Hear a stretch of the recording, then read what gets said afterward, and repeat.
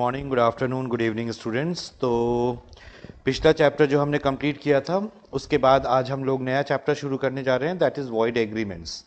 तो हमने पिछली क्लासेस में डिस्कस किया था कि वॉइड कॉन्ट्रैक्ट क्या होते हैं। वॉइड कॉन्ट्रैक्ट का मतलब होता है जिनको हम एनफोर्स नहीं करा सकते, लॉ से एनफोर्स नहीं करा सकते, उन कॉन्ट्रैक्ट को हम लोग क्या कहते हैं, वॉइड कॉन्ट्रैक्ट कहते हैं। ऐसे ही हमारे पास क्या होता है, वॉइड एग्रीमेंट्स होते हैं। वॉइड एग्रीमेंट्स का मतलब क्या होता है कि जिन एग्रीमेंट को, ऐसा कोई भी एग्रीमेंट जिसको हम एनफोर्स नहीं करा सकते, तो वो एग्रीमेंट हमारे क्या बन जाएंगे, वॉइड एग्रीमेंट बन जाएंगे। तो हम इसको डेफिनेशन, लॉ वाइज डेफिनेशन पढ़ते हुए देखते हैं। तो लॉ यहां पर क्या कहती है, लॉ कहती है कि अ void agreement is one which is without any legal effect, कि ऐसा कोई एग्रीमेंट जिसका कोई लीगल इफेक्ट नहीं होता है, ठीक है, किसी भी टाइप का legal. The term void agreement is defined in section 2G, तो आपको यहां पे 2G को भी याद रखना है। ये कहता है 2G सेक्शन क्या कहता है, ये कहता है agreement not enforceable by law, ठीक है, ऐसा कोई भी एग्रीमेंट जिसको हम लॉ से एनफोर्स नहीं करा सकते हैं, तो उस टाइप का एग्रीमेंट हमारा क्या बन जाएगा, वॉइड बन जाएगा। ओके, तो अब ये कुछ टाइप के एग्रीमेंट हैं जिनको हम वॉइड बोलेंगे। Agreements in restraint of marriage, restraint of marriage, ठीक है। रिस्ट्रेंट ऑफ मैरिज का मतलब यहां पे क्या होता है, an agreement in restraint of marriage is the agreement which restrain the person from marrying. इसका मतलब होता है कि कोई भी एग्रीमेंट जो क्या कर रहा है, किसी पर्सन को मैरिज से रोक रहा है, ठीक है। रिस्ट्रेन का मतलब क्या हो गया यहाँ पे, रोकना। तो अगर ऐसा कोई एग्रीमेंट कि किसी, जैसे हमने बोला कि भाई तुम शादी नहीं कर पाओगे, ठीक है, इतने ड्यूरेशन तक तुम शादी नहीं कर पाओगे, या तुम शादी नहीं करोगे, या जिंदगी भर शादी नहीं करोगे, तो ऐसा कोई एग्रीमेंट अगर होता है, ठीक है, तो वो एग्रीमेंट हमारा क्या बन जाएगा, वॉइड बन जाएगा। अब यहां पे क्या है, such agreement is void, this provision is contained in section 26 of the contract act, ठीक है, 26 ऑफ द कॉन्ट्रैक्ट एक्ट में इसको मेंशन किया गया है। ये क्या बोलता है, every agreement in restraint of marriage of any person other than minor is void, ठीक है। माइनर को तो रोक सकते हैं हम लोग, ठीक है, क्योंकि जो एज और मेजॉरिटी इंडिया में डिफाइन करी गई है as per the majority act, तो वो हमारी है 18 ईयर्स। तो अगर कोई बच्चा 18 ईयर्स से कम का है, ठीक है, और वो मैरिज करने जा रहा है, तो कोर्ट उसको रोक सकता है, ठीक है। लेकिन अदरवाइज अगर वो मेजर है और कोई प्रॉब्लम नहीं है, तो कोई भी एग्रीमेंट किसी को शादी करने से रोक नहीं सकता है, ठीक है। तो अगर हम कोई ऐसा एग्रीमेंट करते हैं तो वॉइड होगा, बट माइनर को अगर हम रोकते हैं कि भाई, माइनर को हमने बोला कि भाई तुम शादी नहीं कर सकते, इतने टाइम ड्यूरेशन तक तुम शादी नहीं कर सकते, तो वो एग्रीमेंट हमारा क्या कहलाएगा, वो हमारा वैलिड एग्रीमेंट होगा। इसके बाद है agreement in restraint of trade, ठीक है। रिस्ट्रेंट ऑफ ट्रेड का मतलब यहां पर क्या होता है, रिस्ट्रेंट ऑफ ट्रेड का मतलब किसी को कोई भी तरीके का ट्रेड, या हम उसे कह सके व्यापार करने से अगर रोक रहा है कोई एग्रीमेंट, ठीक है, so that kind of trade, that kind of agreement will also be considered as a void. उस एग्रीमेंट को भी हम लोग क्या कंसीडर करेंगे, we will consider that agreement as a void agreement, ठीक है। उस एग्रीमेंट को भी हम लोग क्या कंसीडर करेंगे, वॉइड एग्रीमेंट कंसीडर करेंगे। तो क्या बोलता है यहां पे लॉ, क्या बोलती है, an agreement in restraint of trade is the agreement which restrains the person, क्या बोल रहा है यहाँ पे, फ्रॉम एक्सरसाइजिंग लॉफुल ट्रेड। अब एक दूसरा वर्ड यहां पर हमारा आया है, क्या वर्ड आया है यहाँ पे, ये वर्ड जो हमारा है लॉफुल ट्रेड। अगर आप कोई इलीगल काम कर रहे हो, ठीक है, या आप कोई अनलॉफुल काम कर रहे हो, आपने एक एग्रीमेंट किया जिसमें आपने बोला कि हम लोग आगे जाके चोरी करेंगे, और चोरी करने के बाद जो भी पैसा आएगा उसको आपस में बांटेंगे, तो ये एग्रीमेंट को हम लोग क्या कर सकते हैं, रोक सकते हैं। क्यों, क्योंकि ये क्या है, अनलॉफुल एग्रीमेंट है, ठीक है। लेकिन अगर आप कोई लॉफुल ट्रेड करने जा रहे हो और आपको कोई उससे रोक रहा है, ठीक है, तब जाके वो हमारा क्या हो जाएगा, restraint of trade agreement will be considered as a void. Occupation or profession of any kind, such agreement is void. This provision is contained in section 27 में हमने क्या किया है, इसको कंटेन किया है सेक्शन 27 में, ठीक है। तो यहां पर क्या बोलता है section 27, every agreement by which anyone is restrained from exercising a lawful profession, कि हम उसे कोई लॉफुल प्रोफेशन करने से रोक रहे हैं, ट्रेड और business, that kind of is void to that extent, उतने एक्सटेंट तक वो क्या हो जाएगा, वॉइड हो जाएगा। ठीक है, नेक्स्ट एग्जाम्पल हम यहाँ पे देख सकते हैं, A and B were a rival shopkeeper in a locality in Calcutta. A agree to pay sum of money to B if B would close his business in that locality. B closed his business in that locality, but he refused to pay the agreed amount of money. It was held that the agreement is void and the money could not be recovered. The void agreement are not enforceable. उस void agreement को हम क्या नहीं कर सकते, enforce नहीं करा सकते, क्योंकि कोई भी किसी दूसरे पर्सन को ट्रेड ऑक्यूपेशन करने से रोक नहीं सकता है। ठीक है, नेक्स्ट एक्सेप्शन। अब हम यहाँ पे इसके कुछ एक्सेप्शंस में आ जाते हैं जो कुछ सेक्शन 27 में दिए हैं। एक्सेप्शन का मतलब जैसे क्या होता है कि जहां पर ये रूल नहीं लगेगा, मतलब इन केसेस पे अगर ऐसा कोई एग्रीमेंट भी है जिससे हम किसी को ट्रेड करने से रोक रहे हैं, तो वो एग्रीमेंट भी हमारा क्या कहलाएगा, वैलिड कहलाएगा। तो यहां पे हमारा पहला है सेल ऑफ गुडविल। गुडविल आप लोग को पता है गुडविल क्या होता है, it is the reputation of the business organization. When the goodwill of business is sold, ठीक है, please make correction, it is sold. ठीक है, it is not solid, it is sold. I will make a correction, it is sold. तो अगर हम कोई business अपनी उसको बेच रहे हैं, ठीक है, अपनी गुडविल को बेच रहे हैं, seller is restrained from carrying similar business with in specified local limit. लेकिन यहां पे भी हमने क्या कर दिया, कंडीशन लगा दी कि अगर हमने अपनी गुडविल बेची तो जो पर्सन बेच रहा है वो उतने टाइम ड्यूरेशन तक क्या नहीं कर सकता है, उतने टाइम ड्यूरेशन तक उस पर्टिकुलर लिमिट के अंदर बिजनेस नहीं कर सकता। ठीक है, इसको सिंपल वे में आप ऐसे करके समझ लो कि जैसे कोई एक शॉप थी, ठीक है, एक मान लो कि एक स्ट्रीट शॉप थी, ठीक है, एक हलवाई की दुकान थी, तो वहां पे उसका नाम था, बहुत अच्छा नाम था, उस लोकेलिटी में, उस पर्टिकुलर रीजन में उसका बहुत अच्छा नाम था। अब उसने क्या किया, अपने नाम को किसी दूसरे पर्सन को बेच दिया।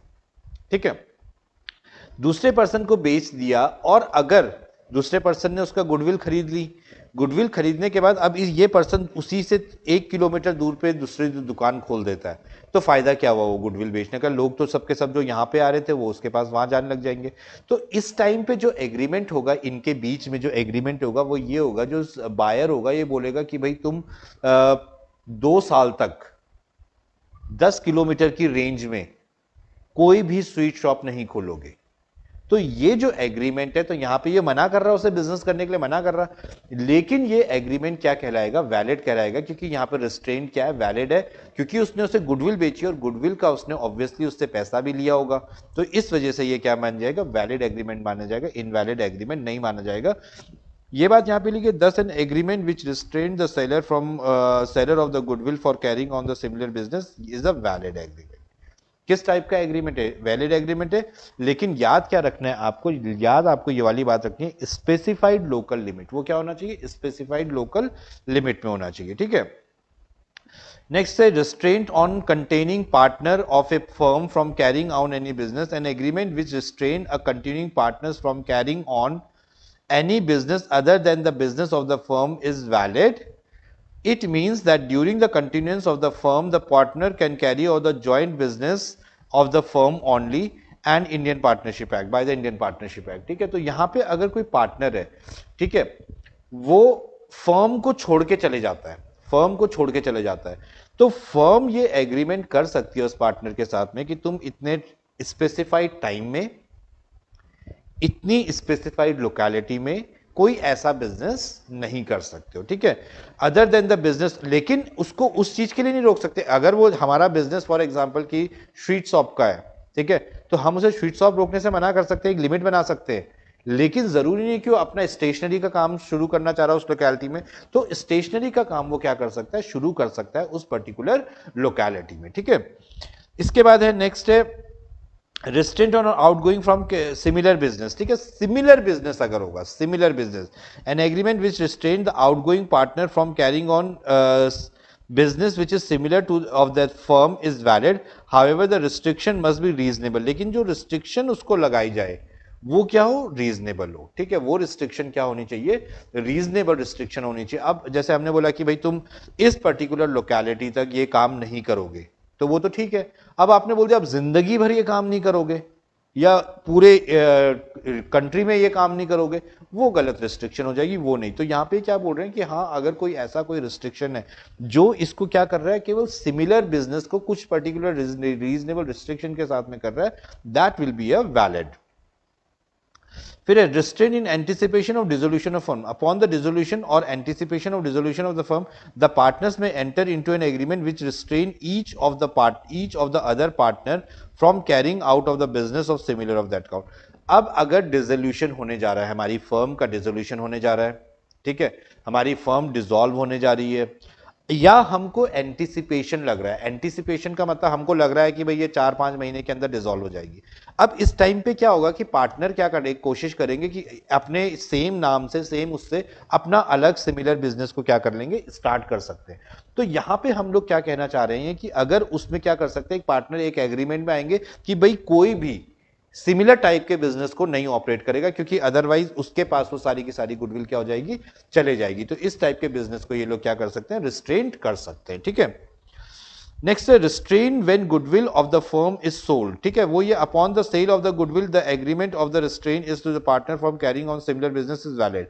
अगर हम उसे क्या करते हैं, एक गुडविल बेच दी हमने, अब हमारा कोई पार्टनर क्या करना चाह रहा है कि सिमिलर टाइप का बिजनेस करना चाह रहा है, क्योंकि हमने तो दूसरी पार्टी को बोला होगा कि हम इस टाइप का बिजनेस नहीं करेंगे, अब हमारी फर्म इस टाइप का बिजनेस नहीं करेगी। लेकिन हमारा पार्टनर, ये भी तो हो सकता है कि हमारा कोई पार्टनर, अब हमारी फर्म डिसॉल्व हो गई, हमारा कोई पार्टनर सेम टाइप का बिजनेस कर ले, लेकिन हम फर्म पर ये जो पार्टनर्स हैं ये भी अपने आपस में एक एग्रीमेंट करेंगे, जिस एग्रीमेंट में ये क्या बोलेंगे, ये बोलेंगे कि तुम इस टाइप का कोई सिमिलर टाइप का बिजनेस नहीं करोगे, ठीक है। सेक्शन 53 में इस बात को मेंशन किया गया। Next, restraint upon employ, the service agreement में validly contain provision for prevent an employ from working elsewhere during the period covered in the agreement. ये भी हो सकता है कि हमारा कोई एम्प्लॉय है, ठीक है, हमने उसे बोला कि भाई जितने टाइम तक तुम हमारे यहां पे फुल टाइम एम्प्लॉयमेंट हो, तुम किसी दूसरी ऑर्गेनाइजेशन के अंदर काम मत करना, ठीक है। तो यहां पे भी तो हम उसे रिस्ट्रेन कर रहे हैं, हम उसे रिस्ट्रेन कर रहे हैं करने के लिए।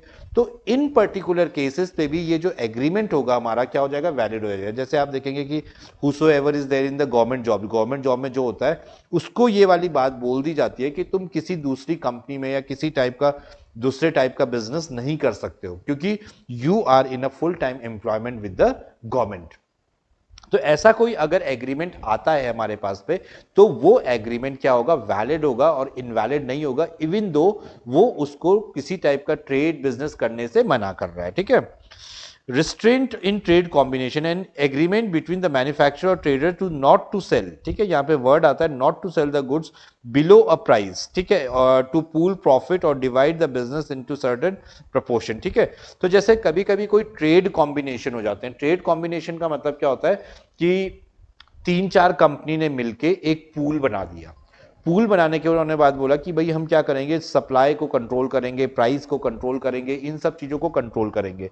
ये सब चीज कंट्रोल करने के बाद वो क्या कर सकते हैं, प्राइसेस में इफेक्ट कर सकते हैं, प्रॉफिट में वो कर सकते हैं, कंज्यूमर को एक्सप्लॉइट कर सकते हैं।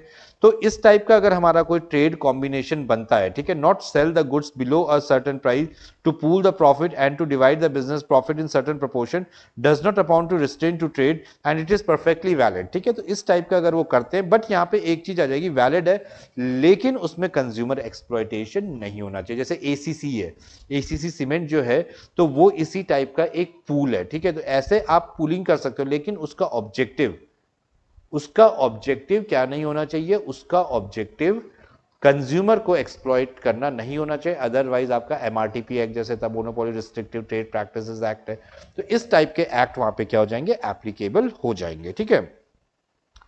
Agreement in restraint of legal proceedings, ठीक है, लीगल प्रोसीडिंग का मतलब कि आप किसी को इस टाइप का एग्रीमेंट कर रहे हो जिसमें आप बोल रहे हो, किसी दूसरी पार्टी को बोल रहे हो कि तुम इस पार्टी के ऊपर कोई लीगल एक्शन नहीं लोगे, ठीक है, इस टाइप में बोल रहे हैं कि कोई लीगल एक्शन नहीं लोगे। An agreement in restraint of legal proceeding is an agreement which restrain the person from enforcing legal right, such agreement are void. तो वो जो हमारे एग्रीमेंट होंगे वो हमारे एग्रीमेंट क्या बन जाएंगे, वॉइड बन जाएंगे। ठीक है, किस ग्राउंड पे वॉइड बनेंगे वो हमारे एग्रीमेंट, वो एग्रीमेंट हमारे वॉइड बनाएंगे कि आप उसको क्या कर रहे हो, आप उसको लीगल प्रोसीडिंग करने से मना कर रहे हो, तो ऐसा कोई एग्रीमेंट वैलिड नहीं है। An agreement which restraint of legal proceeding are therefore void, तो हमारे वो एग्रीमेंट क्या बन जाएंगे, वो एग्रीमेंट हमारे क्या होंगे, वॉइड हो जाएंगे। ठीक है, यहां तक आई होप कि आपको समझ में आ गया होगा। सिंपल है, बस आपको यहां पे क्या होता है कि केस स्टडी बन के आएगा आपका। ठीक है, कि ए ने बी को ऐसा बोला कि वो गुडविल बेचने के बाद वो क्या नहीं करेगा, वो इस टाइप का काम नहीं करेगा, तो वहां पे आपको क्या करना है, वहां पे आपको इसका लीगल प्रोसीडिंग का आंसर देना है। ठीक है, अब exceptions to the general rule. ठीक है, अब जो जनरल रूल हमारा है कि हम लोग क्या नहीं कर सकते हैं, लीगल प्रोसीडिंग के लिए किसी को मना नहीं कर सकते। The following are the cases restraint are considered as valid do not affect the validity of the agreement. इन केसेस पे वो क्या नहीं जाएगा, वैलिडिटी पे कोई अफेक्ट नहीं पड़ेगा। वैसे तो क्या हो जाएंगे वो लोग, वो सारे एग्रीमेंट क्या हो जाएंगे, वॉइड बन जाएंगे। बट ये जो हमारे कुछ एक्सेप्शनल केसेस है, इन एक्सेप्शनल केसेस पे वो एग्रीमेंट हमारे क्या होंगे, वैलिड होंगे। ठीक है, तो पहला है restraint of referring the future disputes to the arbitration sometime the concerned parties। हम arbitration में मतलब जहां पे हम लोग समझौता करा सकते हैं। ठीक है, sometime the concerned parties agree that in future dispute which may arise between them shall be referred to the arbitration। ठीक है, such an agreement is not void। उस केस में वो भाई हम सीधा लीगल में नहीं जाना चाह रहे, हम क्या करना चाह रहे, किसी थर्ड पर्सन के पास जाना चाह रहे जो आर्बिट्रेशन में उसको क्या कर दे, सॉल्व कर दे। तो इस टाइप के अगर हमारे कोई एग्रीमेंट होते तो इनवैलिड नहीं होंगे, वो सारे एग्रीमेंट क्या होंगे, वैलिड होंगे। फिर है restraint for referring the existing dispute to arbitration. तो एग्जिस्टिंग डिस्प्यूट जो है, ये फ्यूचर डिस्प्यूट की बात नहीं है, ये केवल एग्जिस्टिंग में भी है। Sometime the parties agree in writing that any existing dispute between them shall be refer to arbitration, such agreement is not void. तो अगर कोई पास्ट जो हमारे कोई एग्रीमेंट थे, अगर वो भी कुछ होते हैं तो वो भी हमारे क्या माने जाएंगे, वैलिड माने जाएंगे। ठीक है, अब हम आते हैं uncertain agreement. An uncertain agreement in is one the terms of which are uncertain और वेग। ठीक है, इस टाइप के एग्रीमेंट जिनके जो टर्म्स हैं या तो वो अनसर्टेन है, मैं तुमको कार बेचूंगा, ठीक है, मैंने बोला मैं तुमको कार बेचूंगा, अब कब बेचोगे, कितने का बेचोगे, कैसे बेचोगे, कौन सी कार बेचोगे, कुछ भी सर्टेन नहीं है।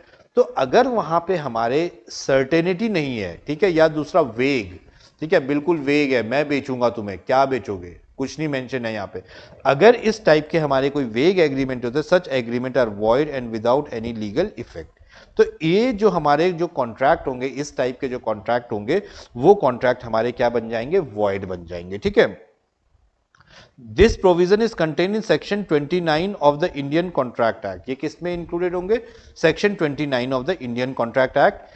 Agreement the meaning of which is not certain. ठीक है, तो सेक्शन 29 बोलते हैं कि वो सारे एग्रीमेंट जिनका मीनिंग सर्टन नहीं है, जिनका मीनिंग सर्टन नहीं है और capable of being made certain, या कैपेबल है, तो are considered as the void agreement. तो उन एग्रीमेंट को हम लोग क्या कहेंगे, void agreement. In simple words an agreement which uncertain meaning is void. तो वो सारे हमारे एग्रीमेंट क्या बन जाएंगे, वॉइड बन जाएंगे। तो A agreed to purchase a horse from B for rupees 2000. He also agreed to pay 100 more if the horse proved lucky. तो यहां पे इन्होंने क्या बोल दिया कि वो 100 रुपीज और ज्यादा देगा अगर हॉर्स लकी प्रूव होगा। अब ये चीज को तो हम क्या नहीं कर सकते, डिफाइन नहीं कर सकते कि भाई वो हॉर्स लकी प्रूव होगा कि नहीं अनलकी प्रूव होगा। तो इस टाइप में ये क्या बन जाएगा, वॉइड एग्रीमेंट बन जाएगा। ठीक है, नेक्स्ट टाइप का जो एग्रीमेंट हम लोग डिस्कस करेंगे वो है wagering agreement. The term wagering agreement of wager may be defined as agreement in which one person agree to pay certain amount of money, example stake money, to the other person on the happening और non happening of the event, specified event. ठीक है, मैं जैसे इस type का मैं बता रहा हूं कि जैसे एग्जाम्पल दे रहा हूं कि जैसे मैंने बोला कि भाई अगर कल को बारिश हुई तो मैं तुमको 50,000 रुपए दूंगा। तो ये क्या बन गया, वेजरिंग एग्रीमेंट बन गया, क्योंकि यहां पे जो हमारा एग्रीमेंट है वो किस पे डिपेंडेंट है, ऑन द हैपनिंग और non happening of the event. किस पे डिपेंड करता है, हैपनिंग या नॉन हैपनिंग में। तो अगर इस टाइप के कोई एग्रीमेंट होते हैं तो वो एग्रीमेंट हमारे वैलिड एग्रीमेंट नहीं कहलाएंगे। ठीक है, तो जैसे लिखा A and B enter into agreement in which it rains on Monday, it will pay 100 to B and if it does not rain on Monday B will pay 100 rupees, this is a wagering agreement. ये हमारे क्या बन जाते हैं, wagering agreement बन जाते हैं। तो वेजरिंग एग्रीमेंट के एसेंशियल्स क्या क्या है, पहला, it must depend upon uncertain event. वो किस पे डिपेंड होना चाहिए, अनसर्टन। बारिश मेरे हाथ पर नहीं है, तो बारिश अगर मेरे हाथ पे नहीं है तभी जाके वो क्या बनेगा, हमारा वेजरिंग एग्रीमेंट बनेगा, ठीक है। तो it must be dependent on the uncertain event, the performance of agreement must be dependent on happening और non happening of the uncertain event. तो ये किस पे डिपेंड करना है, हैपनिंग और non happening of uncertain event का होना जरूरी है। अगर वो इवेंट सर्टन हुआ, अगर वो इवेंट सर्टन हुआ तब जाके वो वेजरिंग एग्रीमेंट के अंदर नहीं आएगा। फिर है next point, there must be mutual chances of gain और लॉस। बारिश हुई तो पैसे दूंगा, बारिश नहीं हुई तो नहीं पैसे दूंगा, ठीक है। Each party of the agreement must stand win और लूज। जो भी दो पार्टी हैं वो हार भी सकती हैं और जीत भी सकती हैं, तो ये होना भी बहुत जरूरी है। ऐसा नहीं कि उससे बेनिफिट सिर्फ एक पार्टी को होगा, अगर सिर्फ एक पार्टी को बेनिफिट होगा then it will not be a wagering agreement. Next is parties must have any other interest, must not have any other interest in the event. Neither of the party should not have any other interest on the happening or none. Parties का interest नहीं होना चाहिए कि अगर बारिश हो गई तो, और कोई इंटरेस्ट नहीं होना चाहिए, केवल हमारा यही इंटरेस्ट है यहाँ पे कि बारिश होगी तो मैं तुम्हें पैसा दूंगा, बारिश नहीं होगी तो तुम मुझे पैसा दूंगा। अब ये नहीं कि यहाँ पे बारिश होने की वजह से मुझे और कहीं से कोई फायदा होने जा रहा है, I am going to get some benefit from some other area, in that case it will not be a wagering agreement. The parties must not have control. ये भी बहुत जरूरी चीज है कि पार्टीज का कंट्रोल नहीं होना चाहिए। अगर पार्टी का कंट्रोल होगा तो वो क्या करेगा, मैनिपुलेट कर देगा चीजों को, वो उसके कंट्रोल में रहेगा तो वो अपनी विनिंग पॉसिबिलिटी को क्या कर सकता है, चेंज कर सकता है, तो ये भी नहीं होना चाहिए। Neither party should have any control on the happening of the event in any other way. If either party has the event in his own hand the transaction will not be a wager. तो क्या बोलने चाह रहे हैं यहाँ पे कि अगर उस पार्टी के हाथ में रहा कि वो चीजों को चेंज कर सके तब जाके ये क्या नहीं कहलाएगा, वेजर नहीं कहलाएगा, ठीक है। फिर प्रॉमिस मस्ट बी टू पे मनी और मनी इज वर्थ। यहां पे ये है कि अगर बारिश होगी तो मैं तुमको पैसे दूंगा, मनी की बात होगी साथ में, जो भी हमारा कोई चीज चलेगा या तो उसमें मनी होना चाहिए, मनी की वर्थ होनी चाहिए, ठीक है। अब इफेक्ट ऑफ वेजरिंग एग्रीमेंट, क्या अगर हमारा कोई वेजरिंग एग्रीमेंट होता है तो उसका इफेक्ट क्या होता है। पहला, effect on main transaction, agreement by way of wager is void, ठीक है। तो अगर हम वेजर के फॉर्म पे कोई एग्रीमेंट करते हैं तो वॉइड करते हैं। Thus the winner in wager can not recover the stake money from the other party. अगर विनर क्या हो गया कि उस पैसे जीत गया और दूसरी पार्टी ने उसे पैसे देने से मना कर दिया तो उस केस में वो क्या नहीं कर सकता, उसके ऊपर केस नहीं कर सकता, he can not. Effect on collateral transaction, collateral transaction मतलब उससे मिलती जुलती transaction. The wagering agreement are void but not the unlawful, except Gujarat and Old Bombay. Therefore, the transaction collateral to the main transaction are not void. जो उससे मिलती जुलती transaction है वो void नहीं होगी, ठीक है। एग्जाम्पल आप देख लेंगे। नेक्स्ट है agreement to do impossible act. मैंने अभी आपको बताया था ना कि agreement to do impossible act क्या होते हैं हमारे। An agreement to do impossible act in itself is void. अगर हम कोई इम्पॉसिबल एक्ट बोलते हैं, जैसे मैंने आपको बोला मैं आपको जादू से पास कर दूंगा, आपको एग्जामिनेशन में कुछ नहीं करना, you just have to close your eyes and I will do some magic and you will pass the examination. This is a impossible event, that is actually not possible, तो ये तो पॉसिबल है ही नहीं। सच agreement are void, ठीक है। तो ये agreement हमारे क्या हो जाएंगे, वॉइड हो जाएंगे from the very beginning and does not create any rights and obligation. उसमें हम कोई भी राइट्स एंड कोई भी ऑब्लिगेशन नहीं गेन कर सकते हैं, ठीक है। तो ये हमारे सारे के सारे वॉइड एग्रीमेंट थे, जितने टाइप के हमारे वॉइड एग्रीमेंट होते हैं वो सारे हमने इसके अंडर पे कवर करे हैं, ठीक है। तो आज की क्लास में हमने जनरली क्या देखा कि सारे के सारे वॉइड एग्रीमेंट हमने कवर करे। तो इन दिस पर्टिकुलर केस आपको क्लियर हो गया होगा कि इनके एक्सेप्शंस क्या है। तो सीए के बच्चों में क्योंकि ये डिस्क्रिप्टिव पेपर है तो डिस्क्रिप्टिव पेपर में आपके एक्सेप्शंस आ सकते हैं। आप अगर अपने आंसर में सेक्शंस वगैरह पुट अप करोगे तो obviously that is going to give a good impression on the hand of the examiner, ठीक है। सो इस टाइप में हमने हमारे सारे agreement including the wager, wager पे भी बहुत बार क्वेश्चन आता है, ठीक है। वेजरिंग एग्रीमेंट क्या होते हैं, इनके एक्सेप्शंस क्या होते हैं, तो ये सारी बातें आपको अच्छे से करनी है। नेक्स्ट क्लास में हम इसके आगे कंटिन्यू करेंगे। Thank you all of you.